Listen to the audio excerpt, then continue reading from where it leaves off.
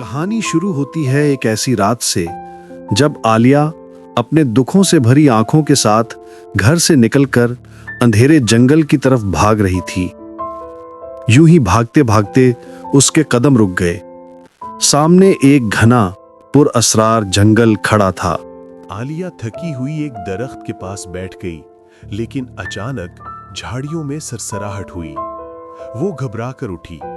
उसने सोचा शायद कोई जानवर है, मगर अगले ही लम्हे एक लंबा स्याह सांप उसके सामने आ खड़ा हुआ।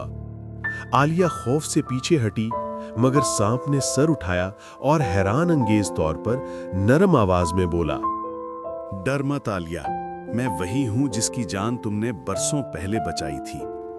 आलिया के कदम जैसे जमीन में धंस गए। यादें पल भर में सामने आ गईं। बचपन में उसने एक जख्मी सांप को पत्थरों के नीचे से निकालकर उसकी जान बचाई। तुम बात कर सकते हो और मेरा नाम कैसे जानते हो? सांप ने, जिसे एहसान याद हो वो सब कुछ याद रखता है।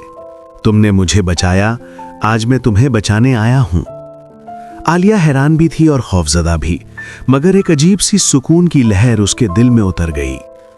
सांप ने धीरे से कहा, तुम तन्हा नहीं हो आलिया, तुम्हारी कोख में जो बच्चा है उसकी हिफाजत मेरी जिम्मेदारी है। ये सुनकर आलिया की आंखों में आंसू आ गए। वो इतनी तकलीफों में थी कि शायद ये अल्फाज उसके लिए जिंदगी का सहारा बन गए। सांप ने फन फैलाया और आलिया को जंगल के गहरे हिस्से में ले गया, जहां नर्म रोशनी, ठंडी हवा और मुकम्मल हिफाजत थी। जंगल की तारीकी में वह सांप उसका मुहाफिज बनकर चल रहा था। कोई दरिंदा करीब भी ना आया। हर खतरा जैसे सांप के एक इशारे से दूर भाग जाता था। सांप आलिया को जंगल से सलामत बाहर ले आया। वो खुद को पहले से ज्यादा महफूज, ज्यादा मजबूत महसूस कर रही थी।